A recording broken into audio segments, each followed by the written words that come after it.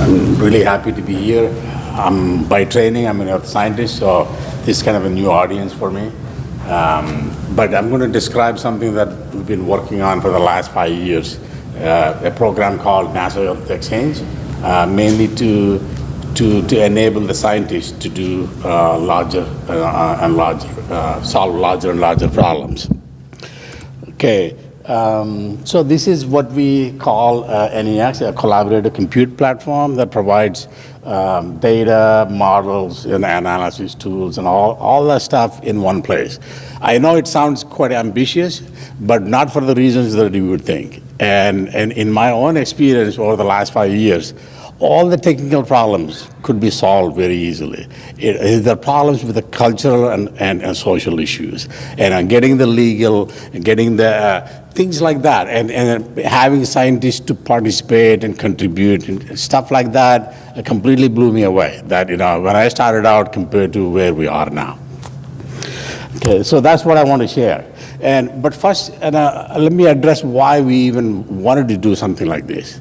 Unlike other enterprises at NASA, Earth science is totally driven by the community. So every year we fund close to 500 teams around the world, and mostly in the US, and doing all sorts of things, studying the atmosphere, land, and oceans, and building new missions and things like that.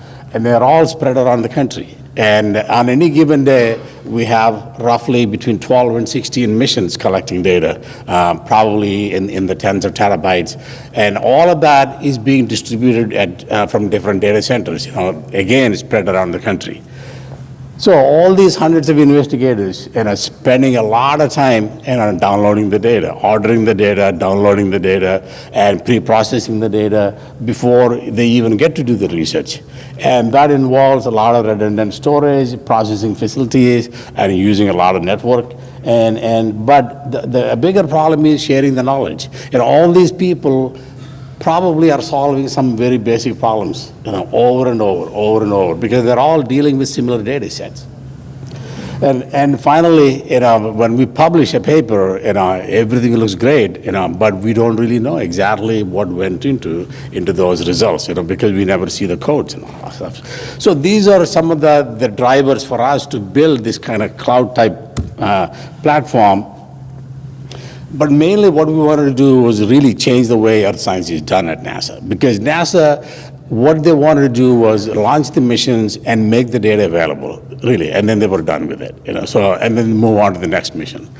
But we wanted to actually engage the scientific community and enable them to do bigger and bigger things. For example, over the last 20 years, we have close to 30 different missions, that collected data about the Earth. But nobody really looks at all these missions together and how Earth has changed. Everybody is interested in their own mission. So we wanted to create this opportunity to study the Earth in ways that was never done before. Okay, so to do that, we really wanted to go beyond providing the data. We wanted to provide science as a service. We wanted to create a platform where people can come and share their thoughts and their ideas. And then we also wanted to provide computing that is scalable, diverse, and secure. This is where our work with the NASA, the Advanced Supercomputing Center at NASA, really helped us provide these in different architectures. We have cloud, we have supercomputing, we have quantum computing. So depending on the problem that the community has, we can deploy the different architectures. And we also have brought in copies of the data. Remember, we were not trying to be replacing the data centers that were already there. What we were trying to do is actually bring the data together in one place. So just as a cache copy, we're not responsible for curation and all that stuff. We're just providing the access to the data. And then finally, every team that works on NEX, actually contributes the workflow, back to the community. So all the studies that were done using the NEX platform are available as workflows for future exploration or repeating the results that were published using that. So these are the three components. We have more of a portal type thing, where user communities can come in and interact. And then what we have is a, do we have a point?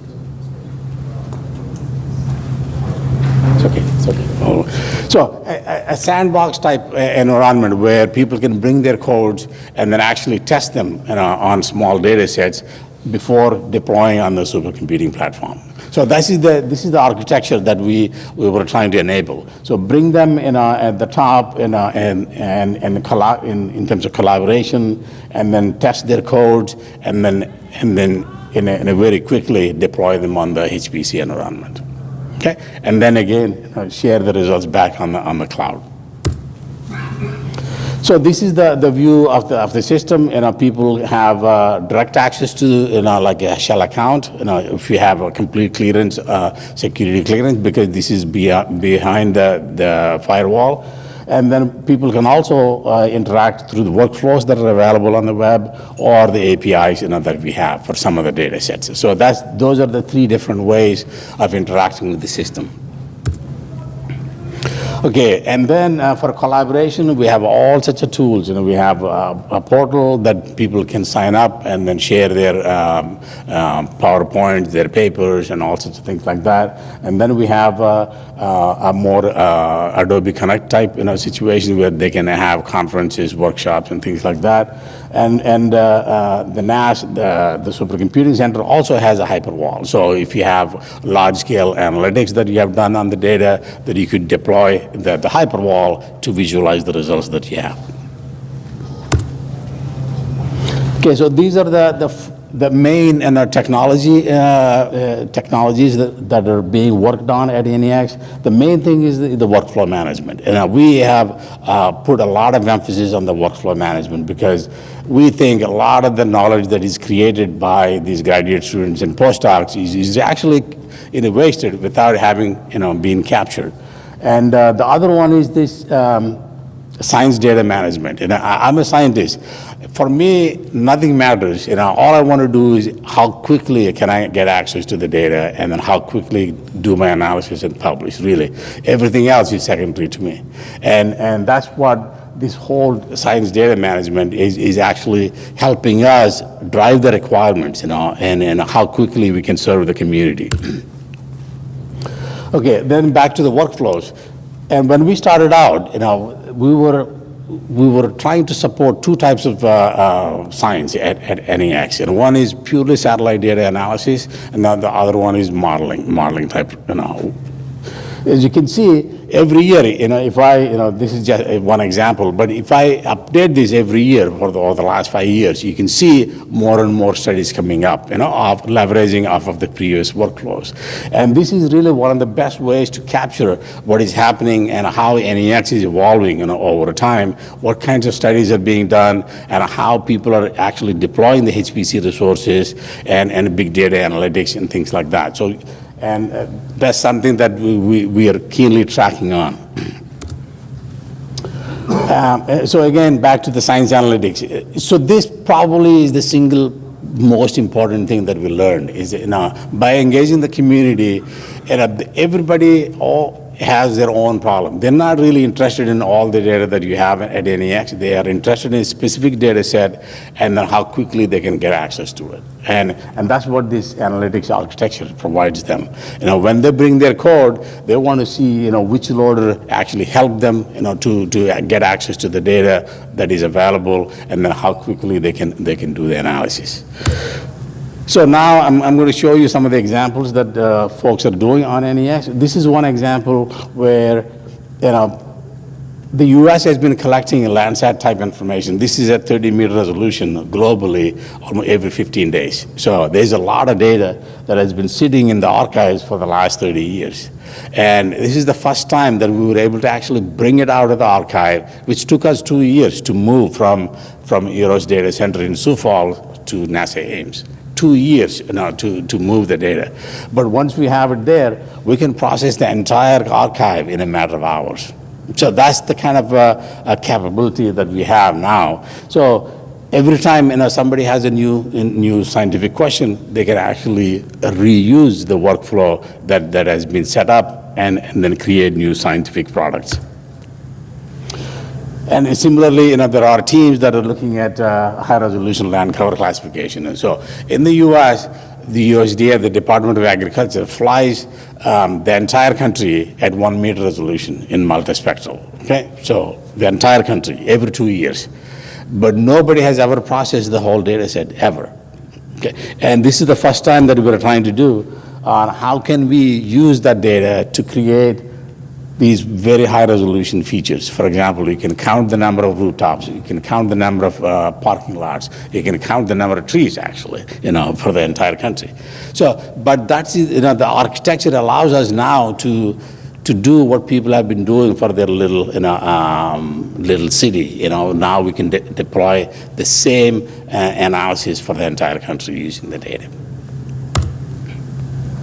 Okay, on a global scale, here we're looking at a map of the drought, from one of the NASA sensors. So all the red areas are areas where drought has significantly impacted the plant growth. And one part that you can see is missing is India. India is perpetually under clouds during the monsoon season, so even though there was a drought going on, you can't see it in this particular sensor.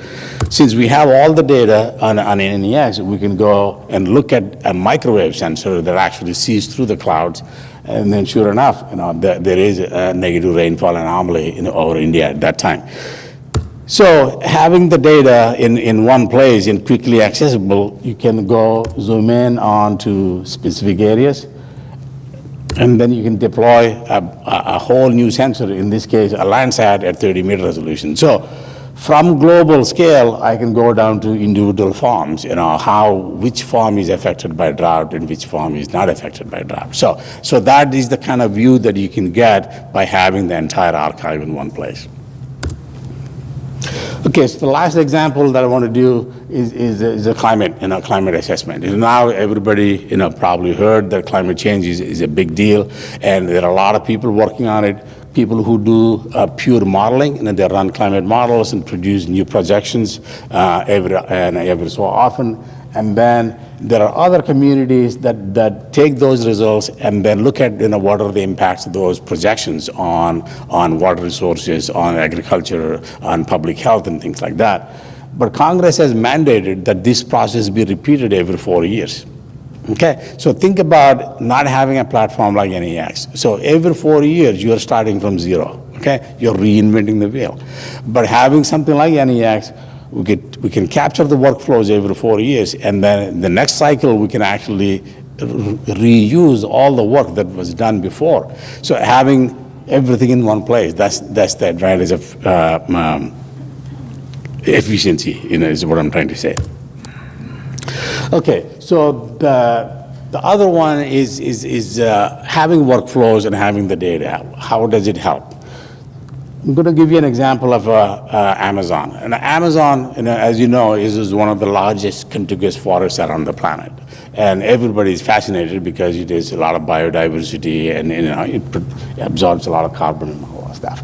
There were two droughts in Amazon. One was in 2005, and the other one was in 2010. So when we started analyzing 2005, and everybody thought it was the drought of the century. So there was nothing like that before.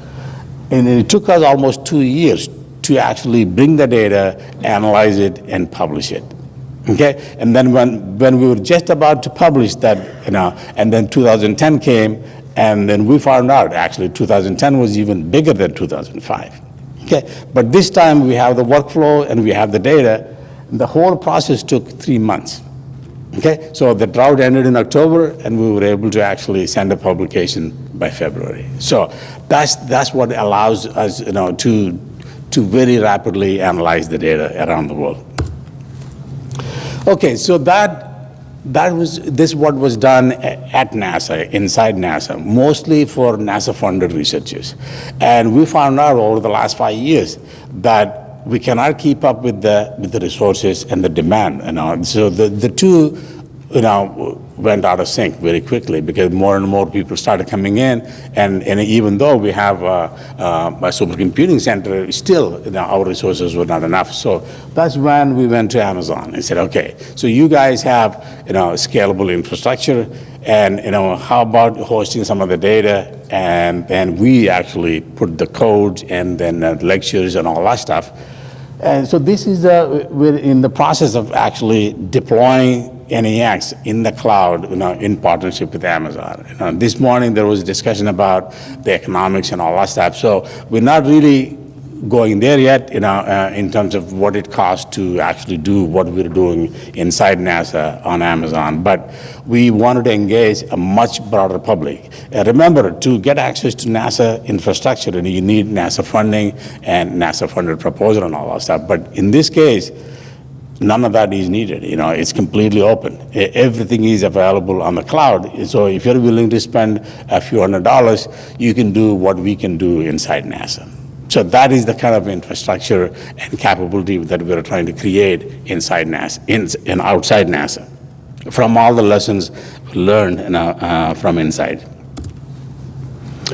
Okay, so in summary, the main thing that we're trying to do is lower the barrier. Now, we didn't want some bright graduate student from Montana not be able to use the HPC resources and do big data analytics. If they have a good idea, they should be able to come and actually execute their idea, because we have everything together in one place, and allow the knowledge sharing. So having the workflow, having the virtual machines, we should be able to actually give out these tools to anybody around the world.